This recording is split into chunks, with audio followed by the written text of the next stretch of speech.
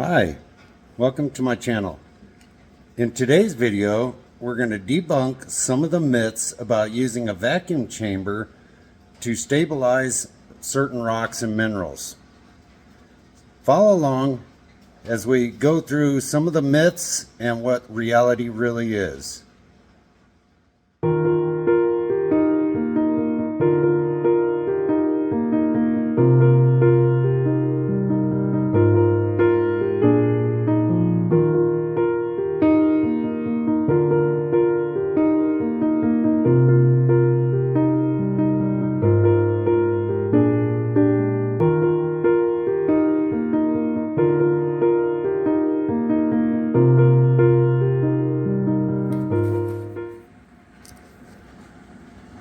Here you can see I have a vacuum chamber. Okay, and a vacuum chamber is nothing more than a pot with a lid and a seal on it hooked up to a vacuum pump that will draw the chamber into a vacuum. Now, here's where we hit our first myth. Everybody says you have to draw all the air out of the rock using a vacuum. And yeah, it helps, but you don't have to. There's other ways that you can stabilize rocks, but this is by far the superior method to do it. You're not necessarily drawing the air out. That's one thing that you're doing when you put a mineral into a vacuum chamber, is you're drawing all the air out. But more importantly, you're drawing the moisture out of the mineral. Okay, and when you go to a mechanic and you tell him, my air conditioning isn't working very well, and he says, well, you need to charge it. So you run right down to your local auto parts store and you buy this can of Freeze Out. And you hook the can up and you inject the refrigerant into your air conditioning system just to find out it still isn't working that great. And there's a reason for it. When you hook that hose up to your air conditioning system, it's full of air. And so before any refrigerant gets into your system, air gets into your system. And air is an enemy because air carries with it moisture. And the way an air conditioning system works is it condenses the refrigerant into a liquid, and then it shoots it through a real tiny orifice, which makes it expand very fast. Now, if any of you have played with an air compressor and you pull the trigger on your blowgun, the air coming out feels cold. That's because it's going from a small orifice to a large area, and it cools. That's how refrigeration works. It actually cools the refrigerant, which draws the heat out of the air in the vehicle, and it cools your vehicle down. Okay? Well, if you've ever tried to epoxy two pieces of plastic together, or two pieces of wood together, or whatever you're epoxying together, if they're wet, the epoxy doesn't work. That's why all the instructions on epoxies say parts must be free of dirt, oil, and moisture. So as much as anything, you are drawing the moisture out of your rock specimen when you pull it into a vacuum. Okay? Getting the air out creates a space that when you release the vacuum, it forces the liquid into the rock, providing the rock or mineral is completely submerged in the stabilizing agent. In this case, I'm using cactus juice, which is a form of epoxy. Okay? The next myth is you have to run these air conditioning pumps for hours and hours and hours and hours and hours. Okay? If you have a very low quality vacuum chamber, that would be true because you constantly have to keep it under vacuum in order for this process to work. Okay. However, if you have a high quality vacuum chamber that seals, you don't need to leave that pump running. Okay. Now, while we're talking about pumps, let's talk about the type of pumps you can get for air conditioning. Okay. I happen to have this Blue Point air conditioning pump or vacuum pump laying around in my toolbox for many, many, many years, and it has worked flawlessly. I can't even count how many air conditioning units with it. One thing about a quality air conditioning pump is, if you notice right here, time rating continuous. Okay. When you go on Amazon and you buy an air conditioning pump, first thing you need to look at is what's the time rating, what's the duty cycle of that pump. Is it a continuous pump, or is it an intermittent 1/20th, 1/10th, which means you can run it 20 minutes out of an hour or 10 minutes out of an hour? Or is it continuous where you can run it for hours upon hours, if you so choose? Okay. The other thing to look for is many of the air conditioning pumps sold on Amazon with these vacuum chambers has a 1/2 inch or 3/4 inch clear hose with wire binding that runs up into your vacuum chamber. Okay.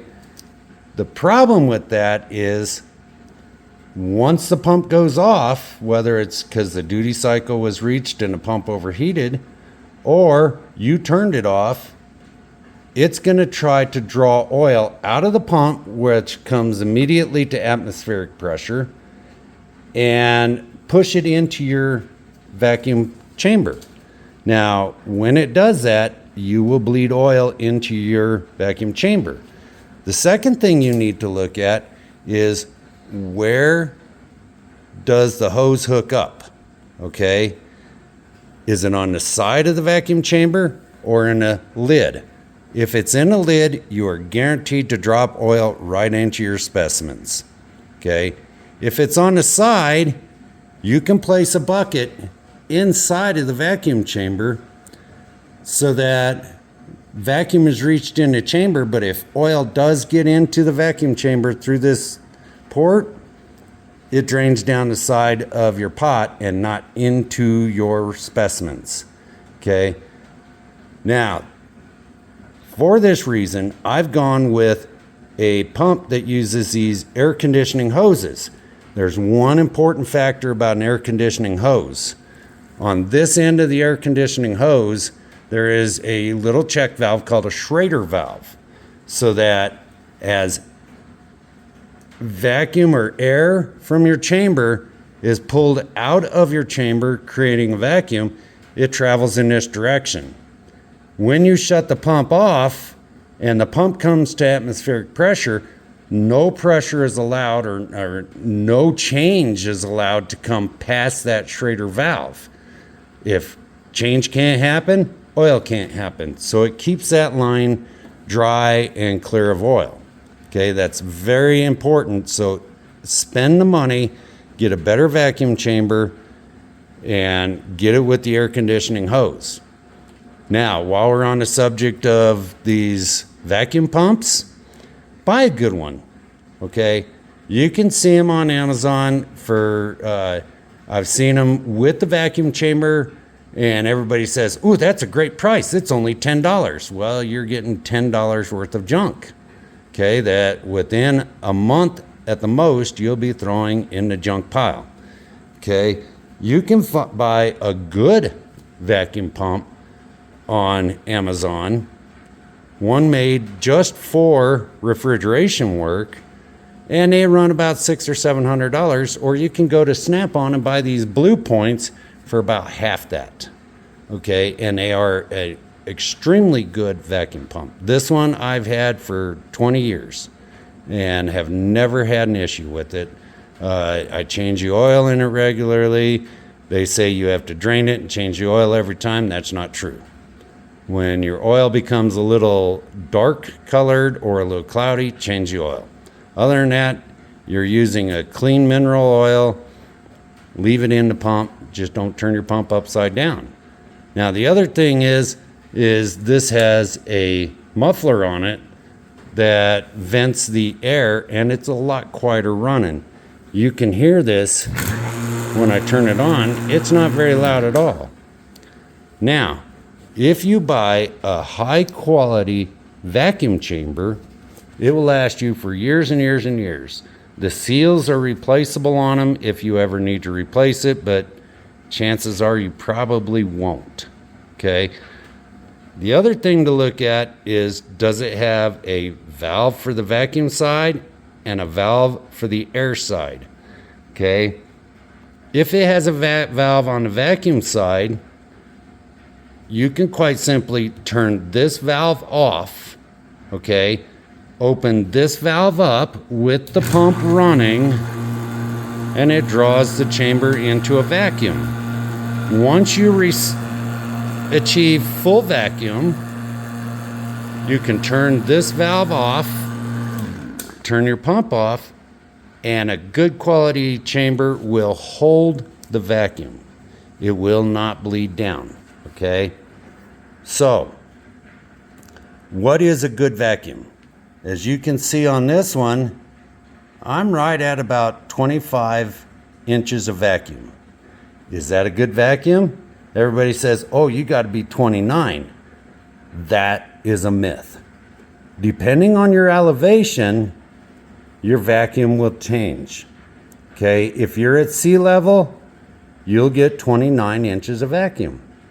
But if you're where I am at 6,500 feet, you will not get 29 inches of vacuum, no matter how hard you try. Okay?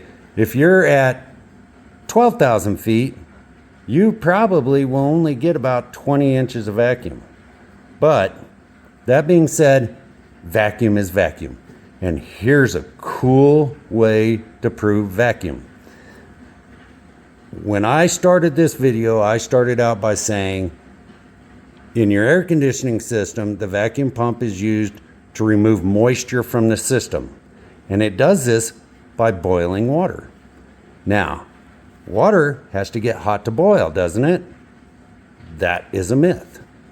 Depending on your elevation, the temperature of boiling water changes.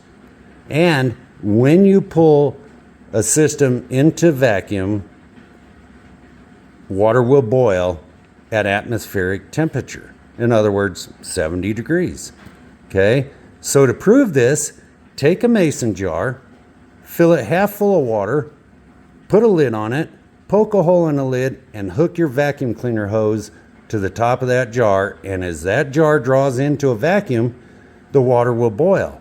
Show your kids and your grandkids how smart you are that you can boil water and still touch the jar because it's not hot. It boils at 70 degrees. So when you pull a vacuum on a chamber with your minerals in there, you're gonna lower the temperature that water boils at to around 70 degrees, and you'll get rid of that water because it boils and evaporates off. Okay? Now what you'll see inside the chamber is your minerals making these little bubbles. Now at first when you start this, it will make a ton of bubbles. And as time goes on, the bubble rate will slow. Okay? And when you're almost to the point where there aren't any more bubbles coming out, you're done. Okay? In the meantime, why run that pump and get it hot and wear it out prematurely? Once that chamber comes to vacuum, you shut this valve off, leave this valve closed so you don't bleed air into the chamber, and it will hold a vacuum, and vacuum is vacuum. It will draw the air out of the rock, it will draw the moisture out of the rock, it will do all these things that you're looking for when you stabilize rock. Now, I have in this today some tourmaline and some wonderful crazy lace agate. Now, crazy lace agate is a pretty hard rock, but it can get these fractures along the many fortifications that are in it, that when you're almost done cutting your cab, it'll come apart on you. So, as a precaution, I stabilize my Crazy Lace agate. And that makes sure that through the whole cabbing and polishing process, I don't fracture that rock. And then after it's in a setting, it will help hold it together, because all those little voids of air where a crack is or a fracture is are going to get filled with epoxy. Now, there's a lot of epoxies. I'm using cactus juice today, but tomorrow I have a very valuable turtled agate that cracked. And so I'll be using this stuff called Opticon, and I will put the rock in a tub inside my vacuum chamber and put a little bit of Opticon so that it just covers it, pull it into a vacuum, and after half an hour or so, I'll release the vacuum and let it set for a couple hours. Then it goes into the oven to dry. Opticon does not need an oven to dry, but cactus juice does. Okay, so while you're doing your vacuum chamber, as long as your gauge shows vacuum, anything that is above 0 here, or below 0 in the case of this gauge, your chamber is in vacuum and it is drawing moisture and air out of those minerals. Okay, you do not need to run that pump continuously. Now remember, I said buy a good pump that has a continuous rating. Some rocks are so porous, like if you were going to do a piece of pumice, it is so porous and so full of gas that you will have to run that vacuum pump for hours before it draws completely into a vacuum. So do yourself a favor, spend the money on a good vacuum chamber and a good vacuum pump. I hope this helped you out some. In our next video, we will be taking these specimens out of the vacuum chamber and putting them in an oven to cure them. And we'll go over some of the myths of that. Thanks for watching. And remember, if you like this video, please like and subscribe. Once you subscribe, you'll get updates on all of my upcoming videos. Thank you.